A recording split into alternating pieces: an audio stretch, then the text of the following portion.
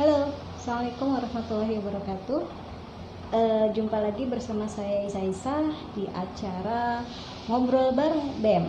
Nah, pada kesempatan hari ini, Senin tanggal 24 Agustus, kita akan kedatangan bintang tamu, yaitu dari kampus Universitas Muhammadiyah Cirebon. Ya, ini sepertinya Ketua BEM-nya sudah bergabung dengan kita pada pagi hari ini. Saya lambain tangan dulu. Ya, oke.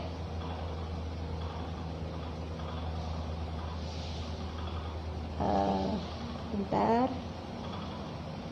Kita tunggu ya guys.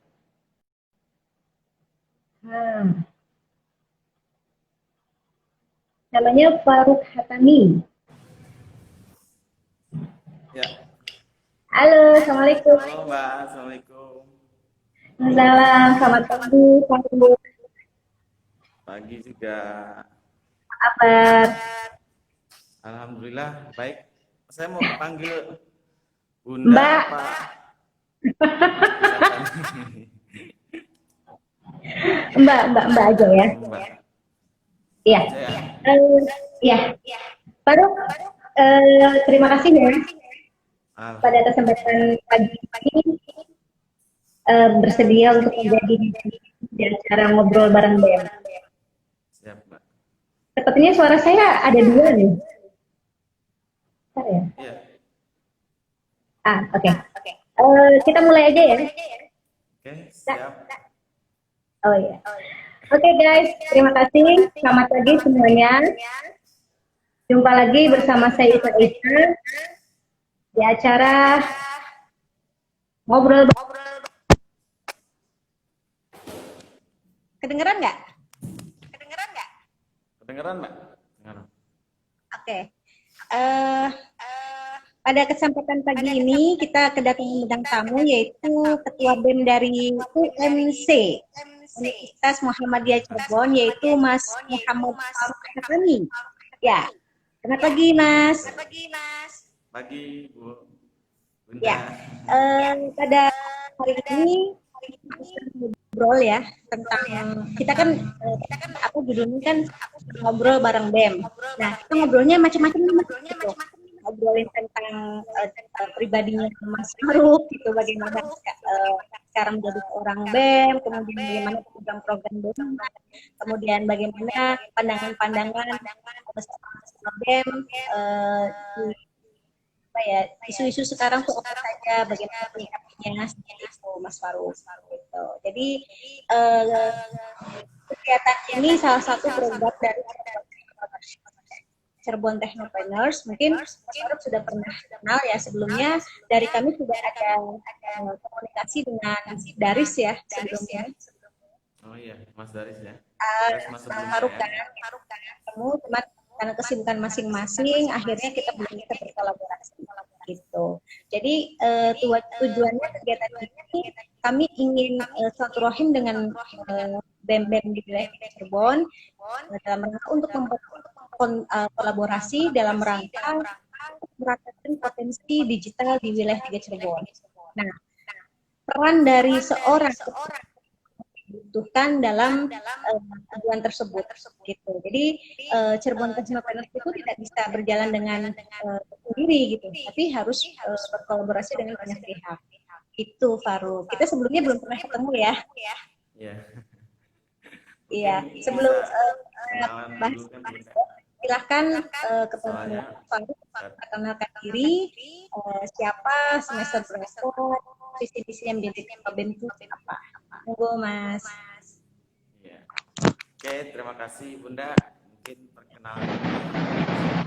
Bunda, kadang ingin saya sampaikan bahwasanya kalau nggak kenal kadang nggak sayang. Tapi kalau kata milenial sekarang Bunda, kadang Apa? udah kenal tapi tetap nggak sayang. Jadi Kenapa tuh? jadi ambiar juga kan. Milenial Oke, sekarang. oke.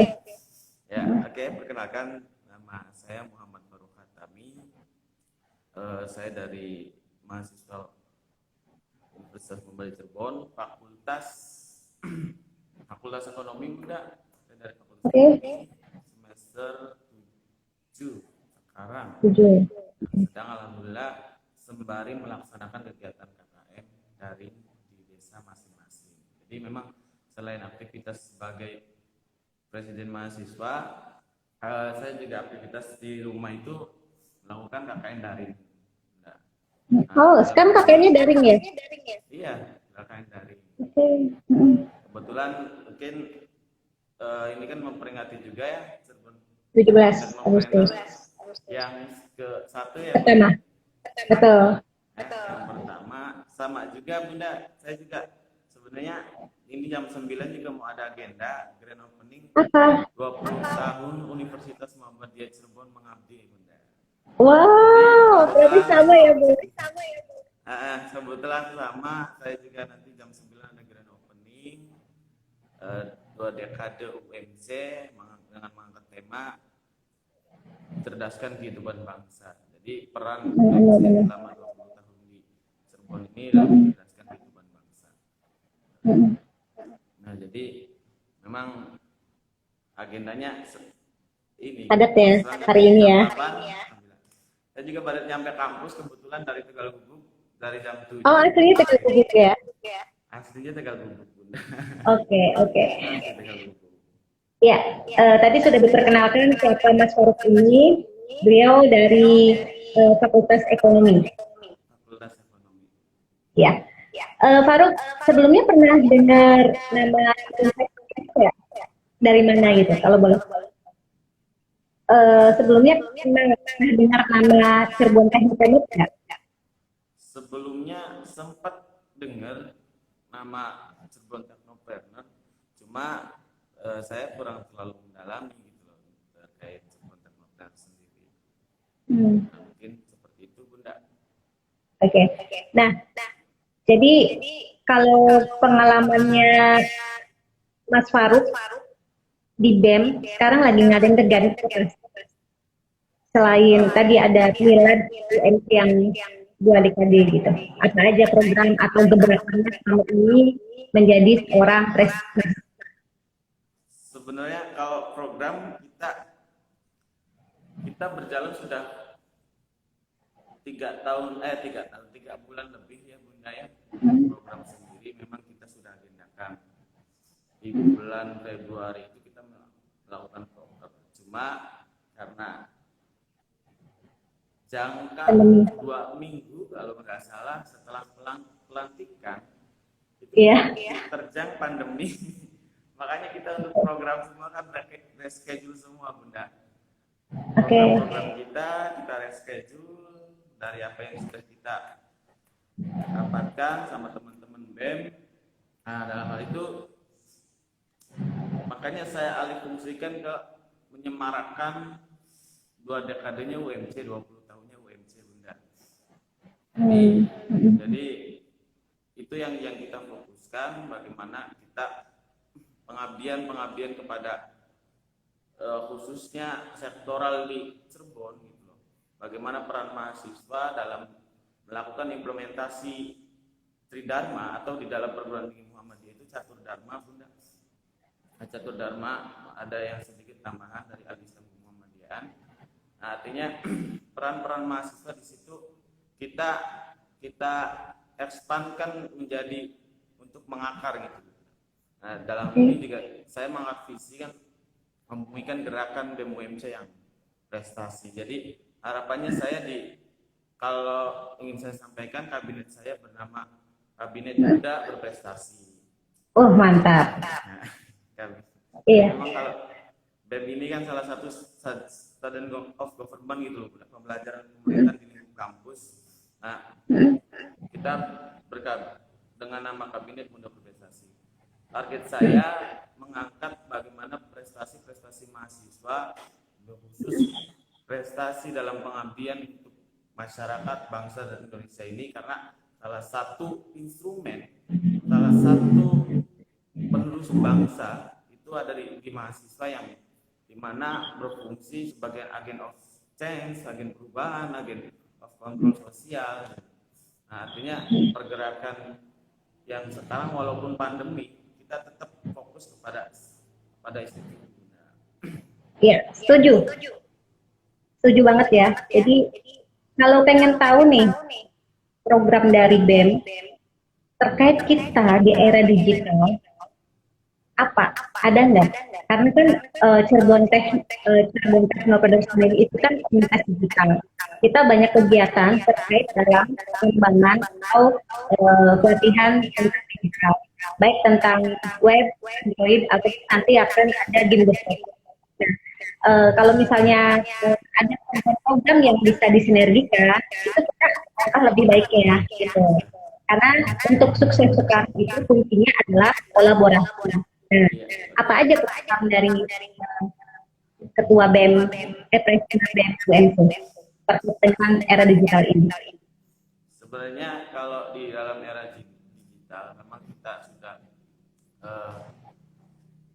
kita fokuskan di dalam kegiatan program itu seperti ada di event dan ada di advokasi. Advokasi kita lebih fokus kepada metode online. Jadi kebetulan Bunda di Semarak 2 dekade ini akan adanya workshop tentang ekonomi digital. Bagaimana ini kan memang kita sedang dipaksakan ya, semua aliran pendidikan, ekonomi, semua dipaksakan kepada era digital atau pemanfaatan teknologi informasi. Nah, kebetulan mungkin kalau saya ingin sampaikan juga, saya juga selaku pelaku UMKM juga, mungkin Bunda pelaku apa bisnisnya? Gimana? Bisnisnya apa pelaku UKM? Kebetulan saya juga dari sudah 1 tahun ini sudah menjalankan bisnis konveksi Bunda. Iya, Tegal Bubur soalnya. Ya. Jadi, saya juga mengharapkan teman-teman BEM bisa mensosialisasikan bagaimana di masa pandemi ini semua dipaksakan kepada teknologi informasi. Nah, ekspansi bisnis-bisnis yang ada di bisnis kecil, UMKM kecil yang ada di Cirebon itu bisa diekspan melalui media, melalui internet. Itu bagaimana teman-teman mahasiswa bisa fokus pada situ. Karena kita berharap juga adanya program dari pemerintah yang Merdeka Belajar itu yang bisa berkolaborasi dari prodi lain ke prodi lain. Nah, ini bisa fokus pada situ. Karena di mana di masa pandemi ini kita benar-benar diterpa untuk melek teknologi gitu Bunda. Jadi harapannya di dalam Semarak nanti memang kita akan fokus pada situ gitu Bunda. Nah, salah satu terkait dengan itu apa tadi ekonomi, apa yang akan dilakukan dalam bentuk Suaranya Bunda? Dalam bentuk apa program? Ya, bentuknya kita workshop Bunda. Sebenarnya kalau saya harapannya bisa bergandengan tangan dengan Cirebon Technopreneur ya, bisa bentuk diskusi nanti. Karena kalau kita buat, sebenarnya kalau saya sudah merancang di zona teritorial UMC Kampus 2 ini, kita akan buat jadi festival mahasiswa, tapi itu bisa dirasakan masyarakat sekitar. Tapi karena memang sekarang kita diterpa pandemi, tapi kita kan nggak bisa. Nah, mungkin kita dengan cara edukasi, guiding ke UMKM kecil, workshop nanti jadi bentuknya workshop aja gitu, mungkin seperti itu Bunda kalau untuk pemanfaatan teknologi informasi. Harus sekali ya. Kalau untuk merasakan potensi diri, khususnya untuk para pelaku UMKM, perlu adanya pelatihan. Karena mereka juga kan harus ada pendampingan pelatihan mengakses internet, kemudian bagaimana cara mereka memasukkan produknya di kampus. Misalnya sebetulnya ada Tokopedia dan lain sebagainya. Nah, kalau untuk program dari Cirebon sendiri, kita tuh banyak ya. Tidak hanya dalam bentuk marketing, kita juga ada Bagaimana anak muda itu belajar untuk membuat sebuah startup, bisnis startup. Nah, untuk pemahaman tentang ini, itu teman-teman juga saya kira makanya kita mengadakan program. Halo, dengar nggak? Ya. Ya. Nah, jadi apa namanya? Kami sangat terbuka sekali terkait BEM Cirebon biar kami dari digital. Jadi kalau dalam startup untuk membentuk sebuah startup itu ada 3 hal yang harus dilalui. Yaitu pertama adalah hustle. Hustle itu bagaimana kita membangun bisnis to bisnis. Jadi ada orang yang ada bagaimana pengembangan bisnis. Nah, kemudian ada hipster. Hipster itu adalah istilah mudahnya ya. Bagaimana mendesain produk, mendesain marketingnya, mendesain konsepnya seperti apa. Pokoknya terkait dengan desain-desain itu ada di hipster. Nah, kemudian yang ketiga adalah hacker. Itu terkait dengan bagian teknologi. Nah, digital itu kan ada terkait dengan membuat itu, meskipun tidak semuanya tentang aplikasi. Contohnya apa sih startup itu? Teman-teman yang tidak memahami, ketika saya tanya startup, mereka banyak. Nah, tapi ketika saya nanya, tahu nggak Gojek? Tokopedia, tahu nggak startup gitu. Awal mula mereka sekarang menjadi unicorn itu awalnya adalah bisnis rintisan. Nah, jadi bisnis rintisan itu memulai dari nol sehingga mereka berkembang, tumbuh.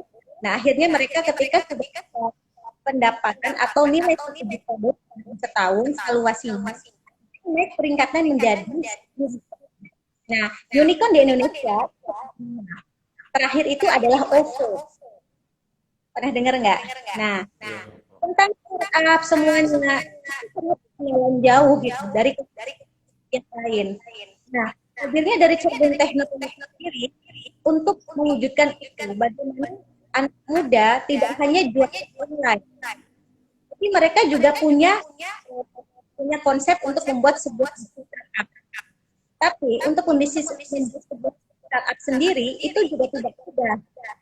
Tidak mudah karena hampir sebelum mulai juga udah pada karena jadi sebenarnya membuat dari tujuan dari sana tidak bukan hanya seperti bisnis kita jualan baju kemudian kita gabung dengan e-commerce kaos atau sebagainya kan seperti itu tapi dasarnya startup ada bagaimana menyelesaikan kita.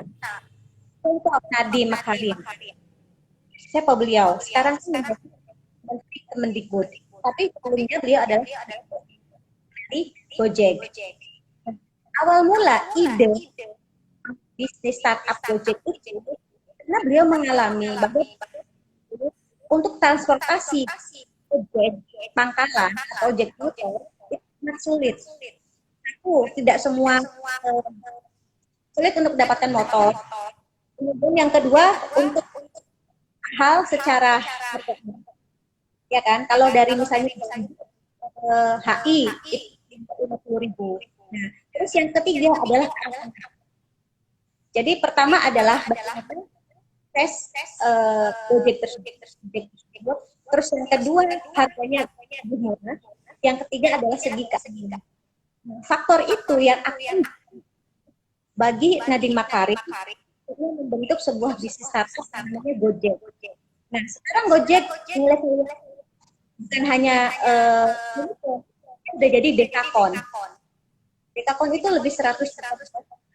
Jadi nilai valuasinya seperti itu. Nah, jadi ini ya anak muda, bagaimana kita mengisi digital ini banyak sekali. Itu apa namanya? Jadi ya saya mengajak teman-teman aktif di Cirebon Tech kegiatan Cirebon Tech banyak kali, ada ngobrol tentang web, atau ada Android juga, ada itu, kemudian ada ngobrol review, untuk apa? Pengembangan pribadi kita. Jadi seorang mahasiswa juga tidak hanya belajar, tapi bagaimana semangat diri. Itu soft skill-nya itu ya, Ya. manajemen sangat dibutuhkan sekali bagi kita untuk bekal masa depannya nanti. Iya, Itu ya Farouk. mungkin dari awal pertemuan ini, Bunda, kita bisa berkolaborasi ke depan bagaimana kita bisa memproyeksikan mungkin kalau mahasiswa kan lebih ke pengabdian ini berkolaborasi dengan Cirebon Technopreneur. Nanti teman-teman mahasiswa kita adakan pertemuan selanjutnya dengan Cirebon Technopreneur ya. Karena kan tadi kalau nggak kenal maka nggak sayang gitu, Bunda.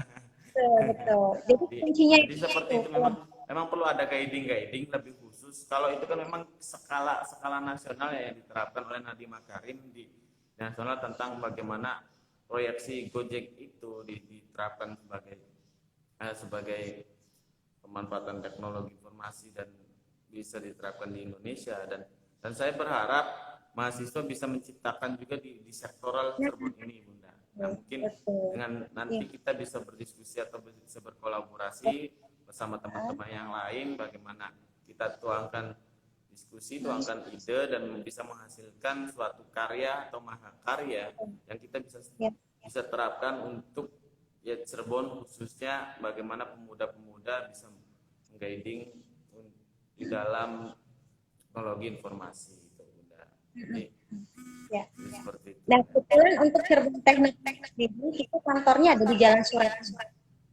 nomor 97, Mas. Ya. Jadi di sini nanti kita ada co-working space, teman-teman bisa belajar banyak di sini. Gitu. Baik secara offline. Nah, namanya Mas Farouk. Tadi sudah disampaikan dari BEM itu ya, terkendala dengan pandemi kita boleh tidak berkreasi. Justru batasan ini justru malah kita lebih kreatif. Benar. Nah, apa namanya? Pandemi juga, Bunda ya?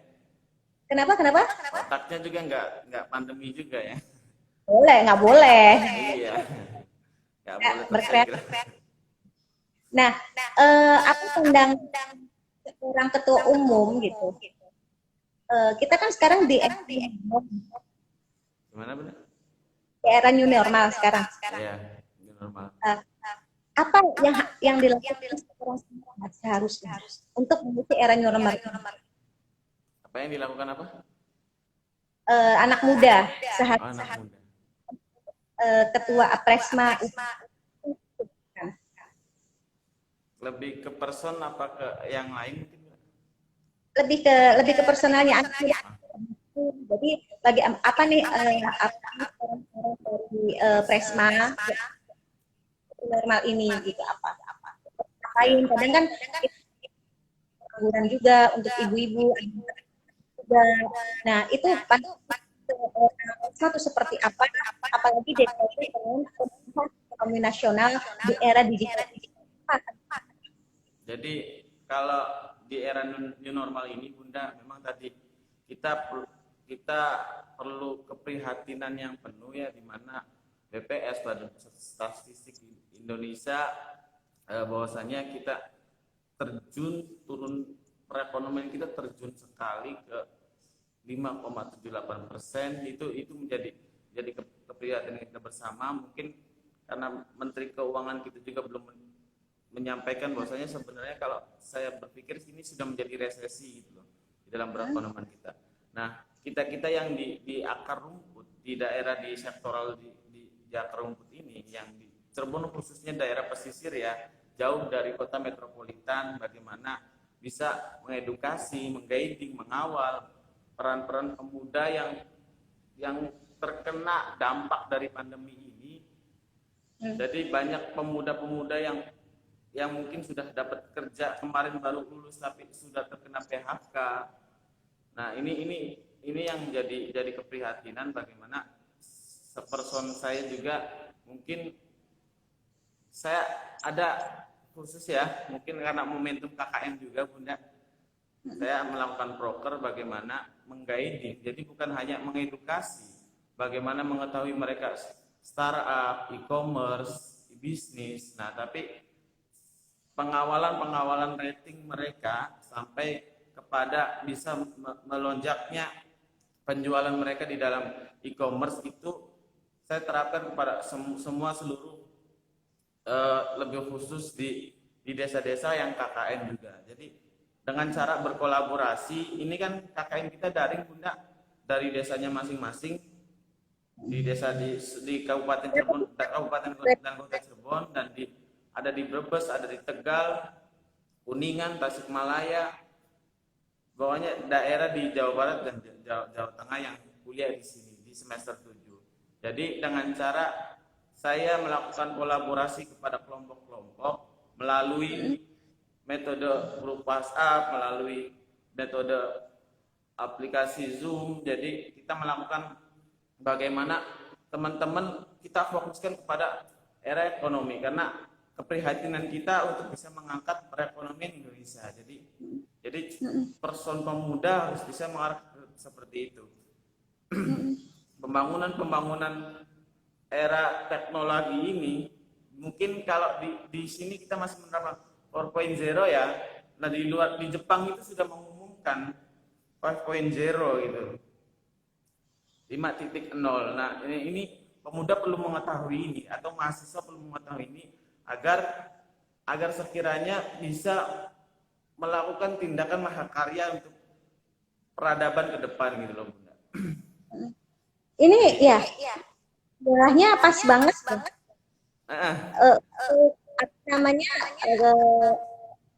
Faruk dan kawan-kawan sedang mengadakan KKM, nah, pas banget. teman untuk berkomunikasi dengan masyarakat secara langsung, ya kan? Bagaimana dampak dari pandemi ini? Bisa kalian survei tuh, ya enggak? Kita ketemu keluarganya, ya enggak? Nah, bagi saya ini momentum yang sangat bagus untuk mahasiswa yang sekarang sedang KKM. Yeah. Ini itu bagaimana? Misalnya, contohnya begini, kan di desa-desa itu kan ada kulinernya, potensinya, apakah dia punya misalnya perkebunan atau misalnya punya tanaman-tanaman organik yang bisa dijual, bisa kalian bantu untuk punya gitu loh. Apakah dengan mereka teman-teman mengajarkan mereka untuk e-commerce, atau teman-teman bisa mengambil produknya, kemudian teman-teman bisa jual. Jadi suplainya itu dari, nah sama aja kita membantu perekonomian mereka gitu. Mereka juga untuk produknya kan ada kesedihan itu, ya enggak? Nah, di era digital ini itu sangat mudah sekali untuk menyediakan produk, ya enggak? Nah, tidak hanya nanti memasarkan, tapi harus juga kita pandai gitu untuk memasarkannya ke siapa. Kalau misalnya organik itu nggak laku karena lebih mahal di lainnya. Nah, itu bisa lakukan pendampingan bagi teman-teman sekarang. Itu sebenarnya ini teman-teman, apalagi Presmanya adalah bisnis juga gitu. Jadi bisa, apalagi misalnya Bu, reseller misalnya kan, nah itu gimana sih? Jadi memberdayakan masyarakat desa itu sebenarnya seorang mahasiswa. Mahasiswa ini adalah fasilitator agen perubahan, agen sosial kontrol juga. Nah ini dimainkan dengan baik oleh mahasiswa gitu loh, Faruk. Nah, lanjut pembahasan selanjutnya. Kalian ini kan kakak ke desa-desa. Nah, dengar nggak dengan istilah desa? Gimana, Bunda? Digitalisasi desa. Digital desa ya? Digital. Iya. Gimana itu? Jadi dana deh. Itu kan dananya kan hampir 1 M. Nah, itu dari seorang seperti apa, karena kan kadang implementasi dari situ itu kan teman-teman desa juga kadang kurang maksimal. Nah itu pengontrolannya gimana untuk seperti apa ketika komunikasi dengan desa di sana, datanya seperti apa kayak gitu kan banyak sekali bantuan atau ujung-ujungnya apa mereka banyak apa yang dilakukan oleh Ya, Kak, kurang suaranya. kurang pas ya. Bunda. Gimana, jelas nggak? Ya, Ya, jelas. tadi bisa dimengerti nggak atau saya Bisa diulangi? Nggak apa-apa. jadi gini, teman UMKM sekarang kan lagi KKN. Nah, Iya. itu Nah, di Bunda, desa tapi mahasiswa semester 7. kenapa? Mahasiswa semester 7 UMC. Semester sedang ngadain KKN. Itu lebih ke desa masing-masing kan. Nah, di desa itu ada dana desa, ya kan? Ya, dana desa pengawalan ya. Nah, iya, bagaimana kontrol mahasiswa dalam dana desa tersebut? Ya, Apa yang dilakukan? Yang dilakukan memang karena gini ya Bunda. Kita juga ketika berbicara dengan dana desa, mungkin dana itu, uang itu sensitif ya, sensitif sekali untuk dibicarakan. Nah, kita pengawalan mahasiswa itu kepada bantuan-bantuan yang dimana ada BLT, ada BPNT.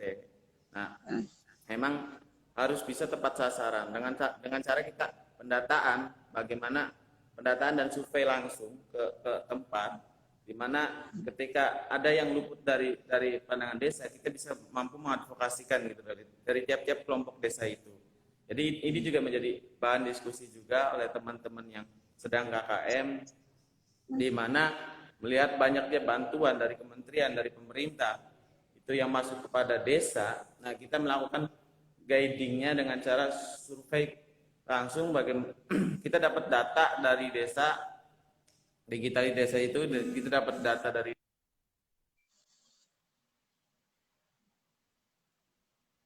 Halo? ada yang nelpon. Pantesan agak bisa diulang nggak? Ya, bisa. Jadi memang sudah menjadi bahan diskusi teman-teman bagaimana pengawalan di dalam masa pandemi ini untuk lebih tepatnya ke arah bantuan-bantuan yang ada ya Bu ya. Karena momentum sekali UMC ini mengadakan KKN, di mana banyak kampus-kampus lain yang mengundurkan waktu KKN-nya ke awal tahun atau di akhir. Nah ini memang momentum sekali, di mana lagi sekarat-sekaratnya gitu kalau bisa dibilang ya, masyarakat Indonesia di masa pandemi ini yang menyangkut semua aspek gitu.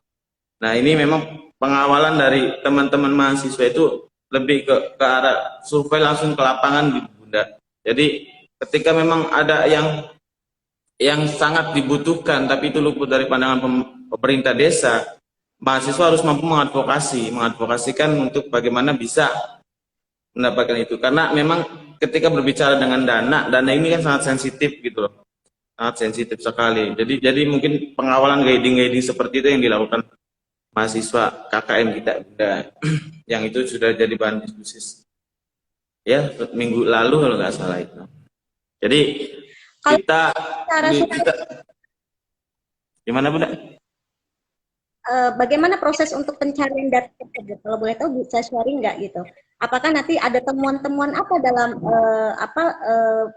untuk survei data tersebut?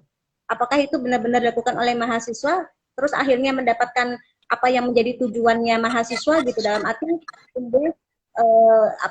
jumlah penduduk desa dalam satu desa itu ada berapa? Apakah itu dilakukan sepenuhnya oleh mahasiswa? Karena ini kan bermain data kan tidak main gitu, ya nggak? Karena dengan data ini kita bisa melakukan banyak hal gitu. Jadi kita mengetahui potensi dari desa tersebut melalui data. Nah, itu apakah benar-benar sudah dilakukan penuhnya keliling desa gitu? Nah, itu prosesnya seperti apa kalau boleh tahu dan ada kendala apa? Nah, jadi ini ya Bunda ya, kita juga tidak bisa menyamaratakan semua ya mahasiswa, karena ada mahasiswa yang mungkin kalau di awal-awal kan mahasiswa yang kuliah pulang atau segala macam.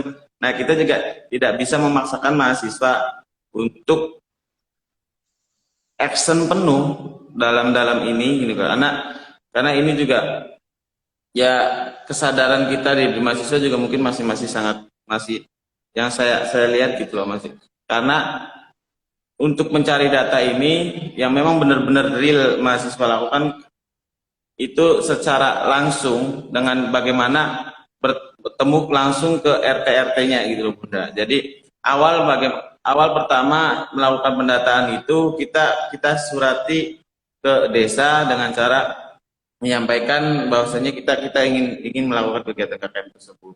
Nah, di mana pendataannya ketika untuk sinkronisasi ya, sinkronisasi data, desa juga mempunyai data dari penduduk, terus dampak yang lain segala macamnya. Nah, dan itu kita sinkronisasi dengan cara survei terjun langsung di lapangan, Bunda. Jadi kita memang sudah dibekali dari data dari desa, masyarakat yang terdampak, masyarakat yang terdapat bantuan, masyarakat yang yang memang betul-betul ya sangat terpengaruh oleh pandemi ini. Nah, itu menjadi usaha mahasiswa yang sedang KKN dalam bisa mengadvokasikan hal itu kepada pemerintah desa gitu loh Bunda. Jadi memang kita sudah ada pembekalan data dari desa. Nah, tapi kita sinkronisasi dengan terjun ke masyarakat. Jadi seperti itu. Jadi lebih ke apa ya? Memakai datanya itu berarti data sekunder ya, bukan data primer ya. Jadi Iya, data yang dari desa kemudian tadi divalidasikan gitu. Valid nggak sih validasi. benar itu?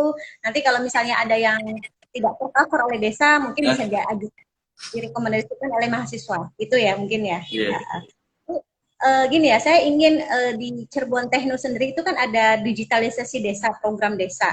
Untuk program desa itu sangat penting banget karena kita terkait juga dengan Cirebon Technopreneurs kan gitu. Jadi Technopreneurs itu tidak hanya tentang untuk apa namanya entrepreneurnya aja gitu, tapi kita juga mengarah untuk sistem digitalnya, digitalisasi iya, desa tersebut. Gitu. Karena yang saya ketahui gitu kan, untuk data khususnya di wilayah Ciayu Majakuning itu sangat buruk sekali gitu loh pendataannya gitu loh. Karena data di desa itu harus selalu diupdate minimal 5 tahun sekali gitu. Nah, apakah itu sudah dikerjakan oleh aparat pedesaan? Nah, itu kan iya, makanya kan kita sering melihat bahwa ketika ada pembagian program itu masih banyak kendala, masih banyak ujung-ujungnya itu rusuh atau tidak terdata sesuai dengan yang tepat sasaran. Kenapa? Datanya kurang valid gitu loh. Jadi saya pesan kepada teman-teman yang sedang mahasiswa gitu, itulah ranah itu yang bisa kalian masuki gitu loh untuk memvalidasi data mereka, membantu desa. Karena kalau untuk melakukan sebuah survei data ke desa itu nggak mungkin dilakukan selama 1 bulan, minimal 6 bulan itu sudah ada yang mengerjakan yaitu Yayasan Wangsakerta, yaitu babat alas kayak gitu dalam dusun. Akhirnya mereka ada pelatihan kepada warga. Data itu bukan pihak dari kampus, tapi orang desanya sendiri, anak mudanya kita libatkan. Karena kalau misalnya kita bukan asli desa dari sana, kan ketika ada mendata, mereka sudah curiga duluan. Wah, ada apa nih? Apa nih? Nah, itu kan persen apa namanya? Ada yang ketakutan, gitu. Di masyarakat kan gitu. Nah, data iya, ini sangat gitu karena dengan data kita banyak melakukan ya, bisnis, pendidikan. Ada berapa sih sebenarnya mahasiswa yang ada di desa tersebut? Misalnya, satu S2, ada yang putus sekolah, ada yang miskin, datanya itu benar-benar valid gitu. Jadi ketika ditanya Faruk di desa Tegal Gubuk misalnya, Faruk ada berapa sih data anak fakir miskin misalnya? data anak yang putus sekolah. Jadi nanti jawaban Farouk itu bukan, oh kira-kira sekitar 50 apa namanya, kayak sepertinya apa kira-kira segini, atau misalnya bahasanya eh, mungkin perkiraannya antara 1 sampai 10 misalnya. Jadi kata-kata kira-kira, terus sekitar itu tidak lagi ada ketika kita mempunyai data yang valid gitu. Jadi untuk pendampingan kepada program desa atau dana desa itu yang bisa kita lakukan seperti itu. Nah, caranya kita mengadakan pelatihan kepada remaja yang ada di sana. Jadi ketika data ke mas apa door ke pintu masyarakat warga di sana, itu bukan teman-teman hanya memberikan pelatihan. Jadi pemberdayaan itu penting di sana, sehingga akhirnya mereka mengetahui potensi desanya itu dari tersebut, Farouk.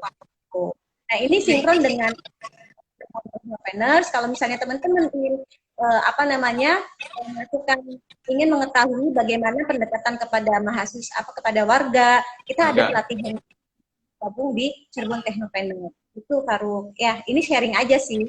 Ya. Ini kan Farouk kan sedang KKN. Kadang memang seperti ini Bunda, yang sangat disayangkan temuan-temuan masalah ya ketika mahasiswa mencari data tersebut, memang kadang pihak dari pemerintah desa kurang kooperatif gitu loh dalam penyampaiannya.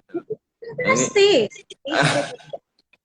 Karena mungkin sensitif ya tadi yang dikatakan Bunda juga kan seperti itu, karena ini juga banyak mahasiswa-mahasiswa yang ada yang karena sistem yang kita lakukan di KKN sekarang itu Bunda dengan ada kelompok dan individu.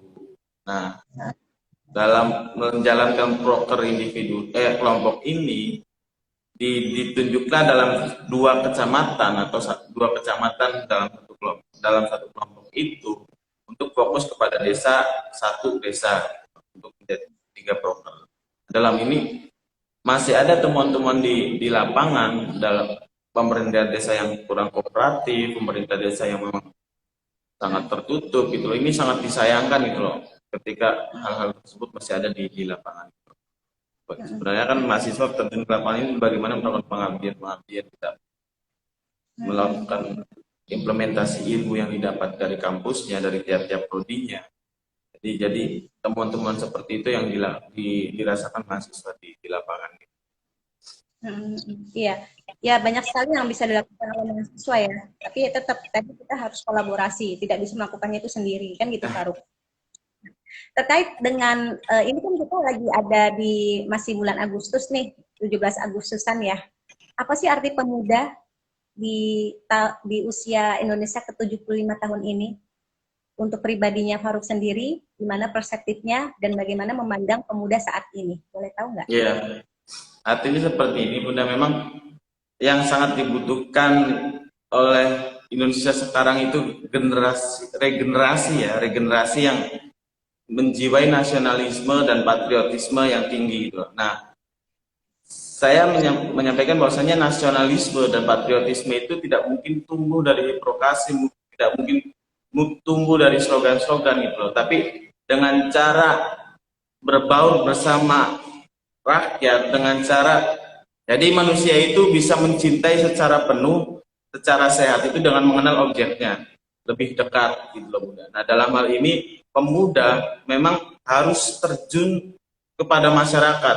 Nah, ini ketika sangat disayangkan saya melihat pemuda di mana pemanfaatan teknologi kayak e-sport, ada yang melakukan gaming seperti itu, tapi lebih fokus kepada lebih terbuai gitu loh Bunda, lebih terbuai. Tapi padahal ini salah satu inovasi gitu loh. Kita juga bisa membuat produk seperti itu. Bagaimana kayak lebih tepatnya pemuda bisa membuat produk seperti itu sehingga bisa menghasilkan yang mahakarya dari pemuda sendiri, bukan lalu terbuai oleh hasil dari mungkin orang luar yang memang bisa diterapkan. Nah ini yang sangat disayangkan, pemuda-pemuda yang terbuai di dalam itu sampai lupa waktu, sampai jadi juga jadi perbincangan di nasional ya Bunda, bagaimana banyak karena gaming anak muda sampai ya nggak bisa tidur sampai ini yang sangat disayangkan, karena tadi bagaimana rasa nasionalisme itu bisa tumbuh itu kita dengan cara bertemu langsung gitu loh. Kalau secara biologi sentuhan ini yang menjadi aura aura pergerakan manusia untuk bergerak gitu loh. Jadi memang kita pemuda harus lebih aktif gitu loh, bertemu atau berbaur dengan masyarakat karena salah satu penopang bangsa Indonesia ini adalah pemuda gitu. Bagaimana kalau penopang ini pondasi ini dipatahkan dengan tadi narkoba, narkotika, terus ya ketika teknologi digunakan dengan cara yang salah seperti situs-situs mohon maaf ya Bun ya, situs-situs porno bisa masih tersebar luas gitu loh. Ini pemuda harus menjauhi dalam hal itu karena kita mungkin saya pandang ke depan bukan lagi perang secara fisik tapi bisa jadi perang itu secara teknologi kan seperti itu gitu di masa seperti ini. Nah, artinya kita lah pemuda yang harus siap langsung terjun gitu loh, siap menghadapi tantangan zaman ke depan tanpa terbuai akan nikmatnya teknologi ini. Tapi kita juga harus bisa ya melakukan pengawalan yang seperti ini gitu untuk regenerasi kita ke depan gitu. Mungkin seperti itu Bunda yang Ya, saya betul. Jadi mengisi kemerdekaan di era digital ini sebenarnya tidak hanya menjadi seorang konsumtif ya gitu, hanya bukan aja gitu, tapi bagaimana kita tuh produktif gitu, kita menciptakan sesuatu karya yang akhirnya itu bisa menjadi solusi untuk lingkungan sekitarnya, kan gitu kan gitu. Nah, jadi juga soal gaming gitu, e-sport gitu. Sebenarnya teman-teman itu kalau misalnya bisa boleh kita nge-game, malah justru sekarang dengan adanya e-sport itu ada prestasinya. Karena e-sport sendiri tuh nanti kan ada pengurus besarnya yang e-sport itu untuk mengatakan bahwa e-sport nanti akan menjadi cabang olahraga di KONI. Nah, ini sebuah perubahan gitu yang tadinya kita gaming itu menganggapnya adalah negatif gitu kan, tapi dengan adanya e-sport ini justru teman-teman bisa yang suka sangat maniak banget dengan game itu bisa berprestasi dalam bidang e-sport ini gitu. Dan teman-teman juga kalau pengen benar-benar suka sama game, di Cirebon itu ada namanya Cirebon Gaming. Cirebon Gaming itu bisa teman-teman Cirebon Gaming itu usianya udah 10 tahun lebih ya gitu. Mereka lebih kebanyak melakukan turnamen. Tapi sayangnya itu mereka melakukan turnamen tapi hanya produknya gamenya itu impor juga gitu kayak ML gitu. Jadi sama aja gitu loh. ML seringnya ke luar negeri juga, makanya kita kan ada defisit neraca kan negara kan gitu. Karena apa, bank tuh udah berkoar-koar gitu, ini gimana nih neracanya gitu kan, kenapa uang teman-teman main ML uangnya larinya ke sana gitu 90%. Nah kita itu hanya menyumbang 0,2% saja. Nah itu kan sangat prihatin sekali gitu loh. Jadi teman-teman di sini juga selain bisa menyalurkan energi positif nanti ada turnamennya, jadi teman-teman di sini bisa mengedukasi kepada orang tua. Boleh kita bertanggung kalau diarahkan ke e-sport, tapi harus memiliki manajemen waktu yang baik, betul nggak sih? Jadi jangan seharian sampai gini terus, itu juga secara kesehatan punya makan ya makan, punya belajar ya belajar. Nah itu lebih ke pengendalian diri teman-teman harus kontrol sehingga kita bisa produktif gitu. Dalam sehari itu kita ngapain sih gitu, jangan sampai waktu kita terbuang, kan sayang sekali, waktu itu sangat mahal sekali harganya, kenapa tidak bisa diulang kan gitu Faruk, ya nggak gitu. Jadi ya teman-teman UMC ini saya senang sekali gitu punya paradigma yang baik ya bagaimana untuk mengisi di era digital ini. Nah terus Faruk, apa yang dilakukan oleh Faruk gitu dengan bisnis era pandemi ini kan? Tadi Faruk bilang Faruk suka e-commerce. Nah sebenarnya itu lomba gitu untuk menjual produknya di e-commerce. Nah, itu bagaimana strategi pemasarannya, boleh itu agar produknya banyak dipakai oleh masyarakat. Itu ada cara tersendiri nggak?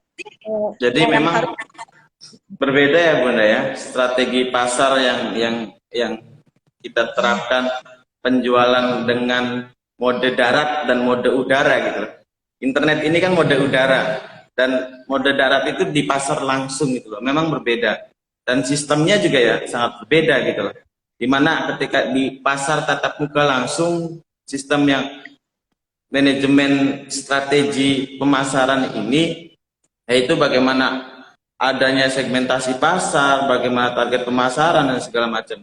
Nah, di dalam e-commerce ini memang kita lebih ke arah sistem-sistem yang memang kita harus mengetahui secara detail gitu loh, Bunda. Apa Karena tuh secara ya, ya karena saya juga dari ekonomi juga nggak yang mungkin pemahaman-pemahaman secara tatap muka langsung gitu loh. Nah, ini perlu kolaborasi. Nah, ini juga saya sangat mendukung ketika ada program Merdeka Belajar ini.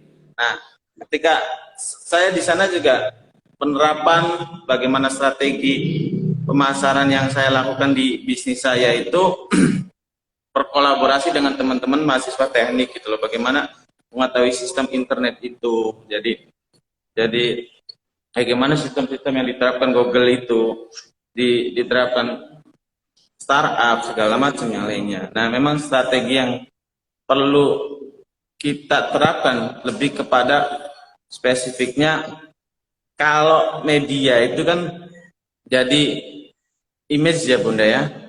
Nah, ini saya lebih ke nyerahnya ke foto yang bisa lebih bagus, dan memang secara rating penjualannya, feedback dari konsumen itu sangat, penilaiannya sangat puas gitu loh. Nah, ini yang harus dipertahankan di dalam dunia bisnis. Karena ketika sekali saja ada yang rusak gitu loh, atau karena kita nggak bisa ngeliat langsung produknya gitu loh, tapi hanya bisa melihat secara gambar dan secara rating dari konsumen-konsumen yang sudah membeli gitu loh ya.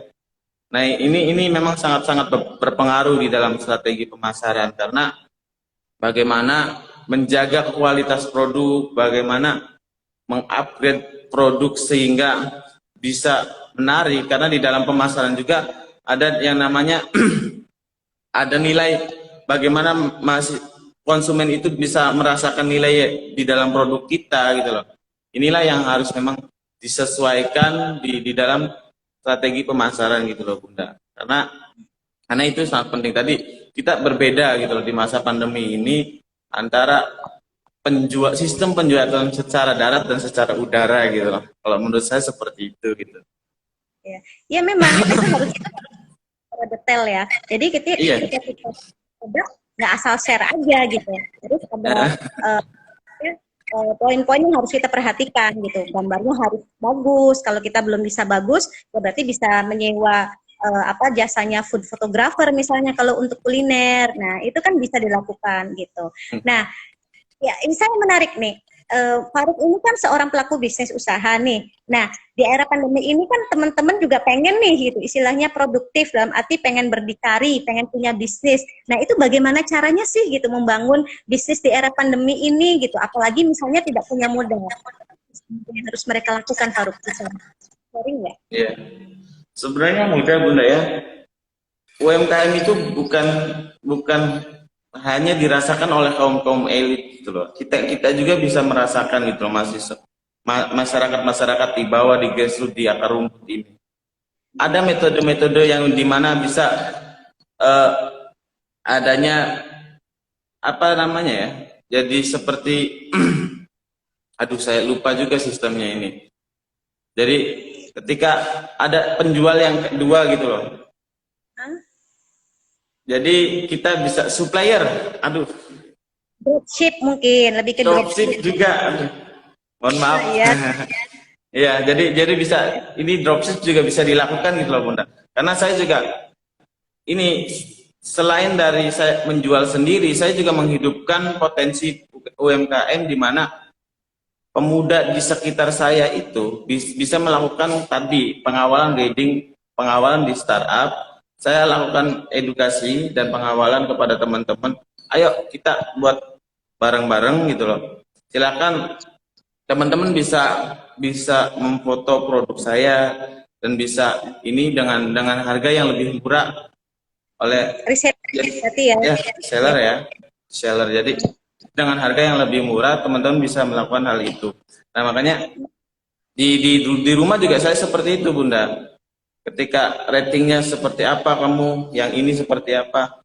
Jadi bisa dirasakan semua oleh semua orang. Jadi banyak ketika mahasiswa, Mas saya nggak punya modal ini, aduh Iya, orang tua dampak pandemi gitu.